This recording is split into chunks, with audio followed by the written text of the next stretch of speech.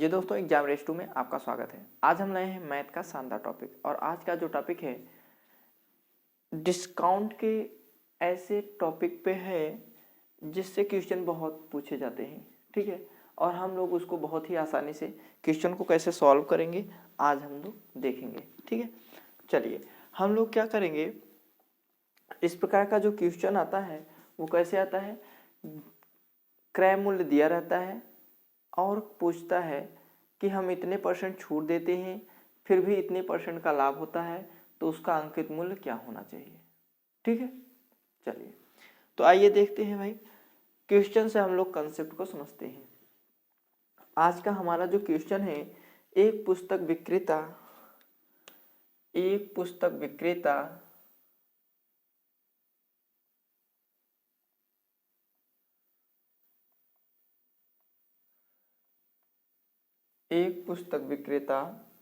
₹95 में पुस्तक खरीदता है। 95 में पुस्तक खरीदता है। ₹95 में पुस्तक खरीदता है। 5% की छूट देकर 5% की छूट देकर 5% की छूट देकर 10% लाभ लेने के लिए 5% की छूट देकर 10% का लाभ लेने के लिए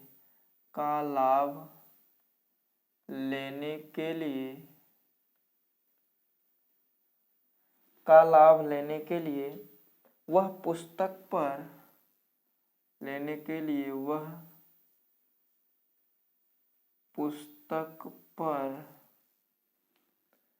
कितना मूल्य अंकित करेगा। पुस्तक पर कितना मूल्य अंकित करेगा। ठीक है, चलिए देखते हैं भाई हमारा ऑप्शन क्या है, सी और डी। ऑप्शन दिया हुआ है आपका 110 और आपका दिया हुआ है 105 और आपका दिया हुआ है 120 और आपका दिया हुआ है 115। ठीक है, चलिए देखिए भाई, कह रहा है एक पुस्तक विक्रेता 95 रुपए में पुस्तक खरीदता है। कितने में खरीदता है? 95 रुपए में। तो एक पुस्तक विक्रेता जो है 95 रुपए में पुस्तक खरीदता है। 5% की छूट देकर 10% का लाभ लेने के लिए वह पुस्तक पर कितना मूल्य अंकित करेगा। ठीक है, तो देखिए वह पुस्तक पर कितना मूल्य अंकित करेगा, अर्थात उसका जो क्रय मूल्य है, हमारा जो सीपी है वो कितना है, 95%। कितना, सॉरी 95 है, और उस पर कितना परसेंट का लाभ लेना चाहता है, 10% का। अब ध्यान दीजिए, मान के चलते हैं हमारा मार्क प्राइस मतलब अंकित मूल्य कितना है, 100% है। कितना है भाई, 100% है। तो 5% की छूट दे रहा है, तो 100 में से 5% की छूट देगा तो कितना परसेंट बचेगा, 95%। अर्थात अंकित मूल्य का 95% में वो बेच रहा है। कितने में बेच रहा है, 95% में वो बेच रहा है। अर्थात ये हमारा जो होगा, ये हमारा हो जाएगा सेल प्राइस। क्या हो जाएगा भाई, सेल प्राइस। अर्थात अंकित मूल्य में 5% की छूट देकर बेचा गया सामान कितने में बेचा गया, 95% में, और यही हमारा सेल प्राइस है। अब देखिए ये सेल प्राइस जो है हमारे कह रहा है क्रय मूल्य में 10% का क्या हो, लाभ हो। 95% में बेचा जा रहा है, लेकिन क्रय मूल्य कितना है भाई, 95 रुपए। कितना है, 95 रुपए। इसका 10% लाभ, 10% का लाभ का मतलब इस सामान को 110% में बेचा जाए। कितने में भाई, 110% में। तो देखिए 95% बराबर हो जाएगा 95 गुणित 110/100। होगा कि नहीं भाई। 95 से 95 कैंसिल हो गया। 1% बराबर हमारा आ गया 110/100। हमको चाहिए कितने परसेंट भाई? 100%, क्योंकि हमारा MRP कितना है? 100% पे है। तो 100% पे लाएंगे तो कितना हो जाएगा ये? 110/100 गुणते 100। तो देखिए भाई 100 से 100 हमारा कैंसिल हो जाएगा, कितना आ जाएगा? 110। तो हमारा कितना आ गया? हमारा MRP कितना होना चाहिए? 110। अर्थात MRP हमारा 110 होगा तो हम 5% की छूट देंगे, तब पर भी 10% का लाभ कमा लेंगे। तो MRP हमारा कितना होना चाहिए भाई? 110। ठीक है, 110 बहुत ही बढ़िया कंसेप्ट है। और आप अगर इस प्रकार के कंसेप्ट को सीख जाते हैं तो इस प्रकार के क्वेश्चन आपके एग्जाम में बहुत आते हैं। ठीक, चलिए आइए हम लोग नेक्स्ट क्वेश्चन पर चलते हैं। हमारा अगला क्वेश्चन है भाई,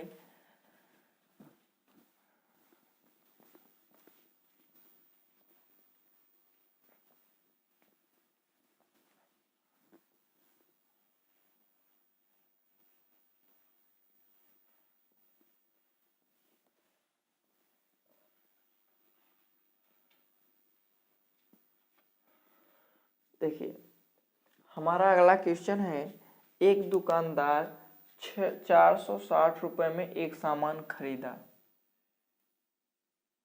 एक दुकानदार रुपए 460 रुपए में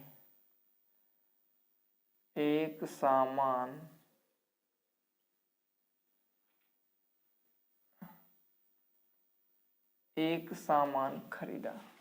ठीक है, वह 8% छूट देकर वह 8%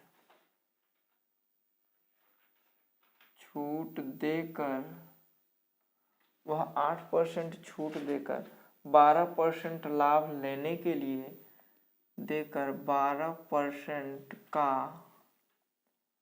लाभ लेने के लिए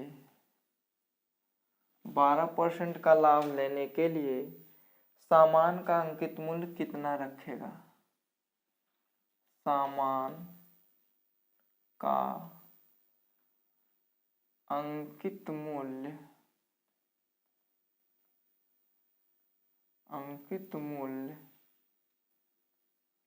कितना रखेगा? आइए देखते हैं भाई, पहला ऑप्शन है, दूसरा ऑप्शन, तीसरा ऑप्शन और चौथा ऑप्शन। कह रहा है 500, दूसरा ऑप्शन दिया हुआ है 560, तीसरा ऑप्शन आपका दिया हुआ है 510, चौथा ऑप्शन आपका दिया हुआ है 540।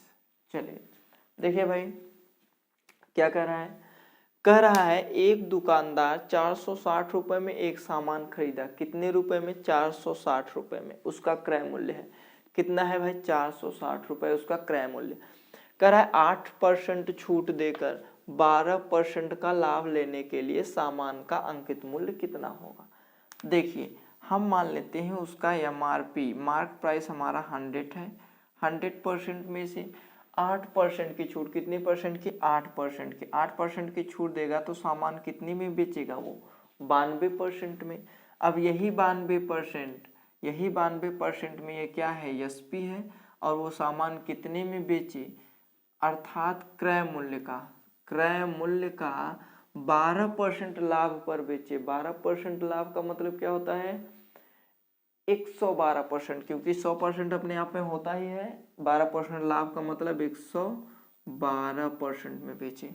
ठीक है, तो देखिए भाई 92% बराबर हो जाएगा हमारा 660 गुणते 112/100 हो जाएगा, होगा। चलिए ये हमारा 2 टाइम जाएगा और 2 से इसको कटा देते हैं, 2 पंचे 10, 2 छंगे 12। हम लाते हैं 100%। 100% पे जाएंगे तो हमारा आ जाएगा 560। कितना आ जाएगा भाई? 560। ठीक, तो कौन सा ऑप्शन लेके जाएगा? Option number B. Option number B आपका 560। समझ में आया भाई? बहुत ही शानदार है टॉपिक। देखिए क्या करना है, MRP हम मान के चलते हैं 100 में 8% का छूट दे रहा है, तो 100 में 8 माइनस करेंगे तो 92%, अर्थात सामान को कितने में बेचा जाएगा, 92% में। सामान को कितने में बेचा जाएगा, 92% में। अब देखिए लेकिन उसको लाभ हो रहा है क्रय मूल्य का 12%, क्रय मूल्य का 12% लाभ हो रहा है, इसका मतलब 112% में सामान जाएगा, तो क्रय मूल्य का 112% के बराबर कर दिए हमने।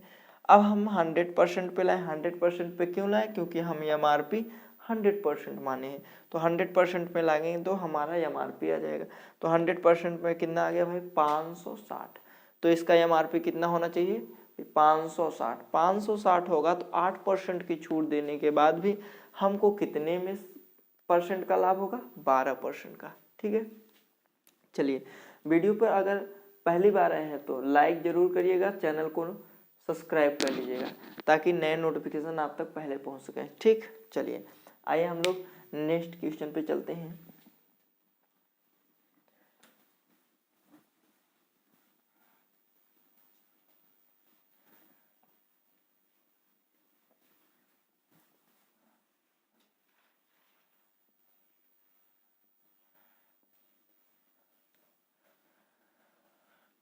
देखिए भाई, हमारा अगला क्वेश्चन है, एक फर्नीचर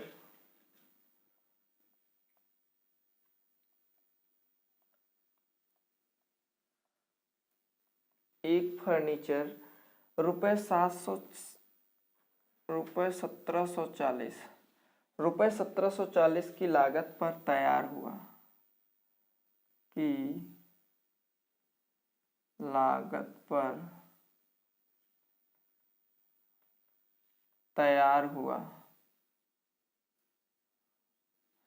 तैयार हुआ 15% लाभ लेने के लिए 15% लाभ लेने के लिए 15% लाभ लेने के लिए 13% छूट पर फर्नीचर का अंकित मूल्य कितना होगा, के लिए 13% छूट पर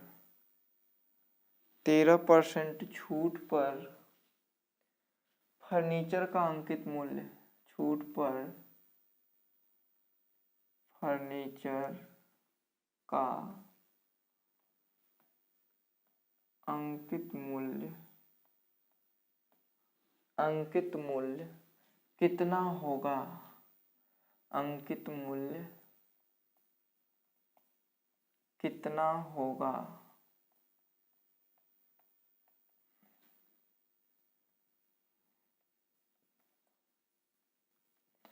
ऑप्शन दिया हुआ है भाई 2200, 2300,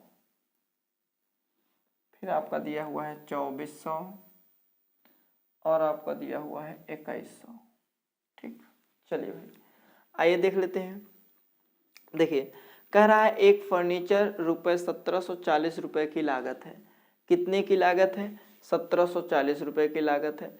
15% लाभ लेने के लिए, अर्थात 1740 है, 15% लाभ, कोई भी वस्तु अपने आप में कितना होता है, 100%। कितना होता है भाई, 100%। 15% का लाभ लेंगे अर्थात उस सामान को 115% में बेचेंगे। कितने में, 115% में। अब देखिए कह रहा है 13% की छूट देने पर फर्नीचर का अंकित मूल्य कितना रखा जाए। तो मान के चलते हैं हम फर्नीचर का MP अर्थात मार्क प्राइस लेते हैं 100% पे। 100% में 13% की छूट दे रहा है, अर्थात वो कितने में सामान बेचा जाएगा, 87% में। कितने परसेंट में, 87% में। और यही जो 87% है 1740 का 115% के बराबर है। कितने परसेंट का है, 115% का। तो देखिए 87% इक्वल टू हो जाएगा 1740 गुणित 115/100। ठीक है, ये 2 बार जाएगा। कितनी बार जाएगा भाई, 2 बार जाएगा। तो 100% बराबर कितना हो जाएगा आपका, सीधा सीधा देखते हैं। 100% इक्वल टू कितना हो जाएगा भाई, 230। 230 का मतलब है 2300, उसका एमआरपी कितना होना चाहिए भाई 2300। ठीक है, तो देखिए वस्तु का एमआरपी अगर 2300 होगा तो 15% का लाभ उसको मिलेगा। कब? 13% की छूट देने के बाद भी। 13% की छूट देने के बाद भी उसको 15% का क्या होगा? लाभ होगा। ठीक है, चलिए आइए हम लोग नया क्वेश्चन देखते हैं।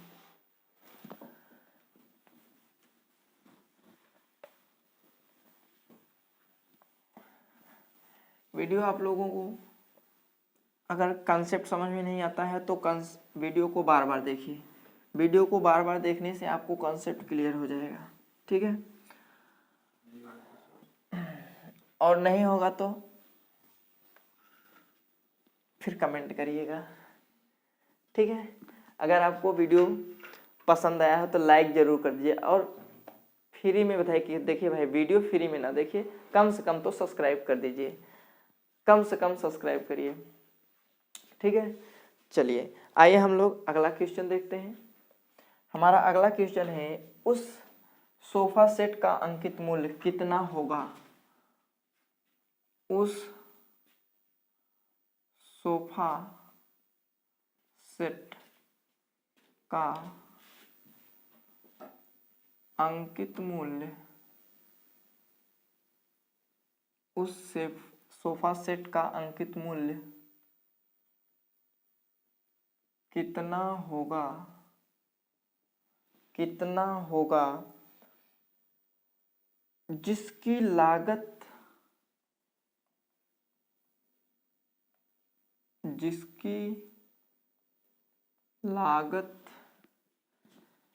रुपए 3320 है, 3320 है और 3320 है और उस पर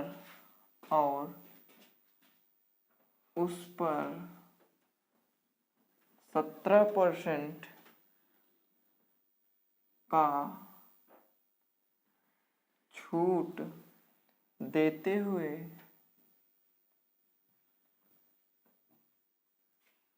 17% का छूट देते हुए 21% का लाभ लिया जाता है।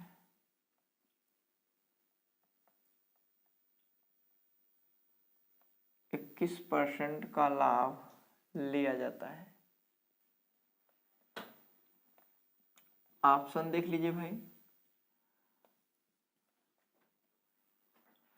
ऑप्शन है आपका 4840, दूसरा ऑप्शन दिया हुआ है 5000, तीसरा ऑप्शन दिया हुआ है 4530, चौथा ऑप्शन दिया हुआ है आपका 4000। ठीक है, चलिए भाई आइए देख लेते हैं। देखिए कह रहा है एक सोफा सेट का अंकित मूल्य कितना होगा। मान के चलते हैं उसका अंकित मूल्य कितना है भाई 100%, एमआरपी उसका कितना है 100%। कह रहा है जिसकी लागत मूल्य 3320 रुपये है, 3320 रुपये है और उस पर 17% का छूट दिया जाता है, फिर भी 21% का लाभ लिया जाता है। ठीक है, अर्थात 17% का छूट देंगे तो 83% में बेचेंगे। कितने पे? 83% में। और यही 83% 3320 के 121% के बराबर है, क्योंकि 121% का लाभ लिया जा रहा है, अर्थात 121% में बेचा जा रहा है। तो देखिए भाई 83% इक्वल टू हो जाएगा आपका 121/100। ठीक है, तो देखिए ये जाएगा आपका 4 टाइम। कितने टाइम भाई? 4 टाइम। 100% में जाएंगे तो देखिए आ जाएगा आपका 4, 4 दूनी 8, 4, अर्थात हमारा 4840। कितना आ गया भाई? 4840। कोई दिक्कत? हमें लगता है आपको दिक्कत नहीं होगा। ठीक है, और अभी तक चैनल पे नए हों तो सब्सक्राइब कर लीजिएगा, वीडियो को लाइक करना जरूर भूलिएगा और अपने दोस्तों में शेयर करिए तक और बेल आइकन पर प्रेस करना ना भूलिएगा ताकि नए नोटिफिकेशन आप तक पहले पहुंच गए। ठीक है, चलिए फिर मिलेंगे हम लोग नेक्स्ट वीडियो में, तब तक के लिए जय हिंद।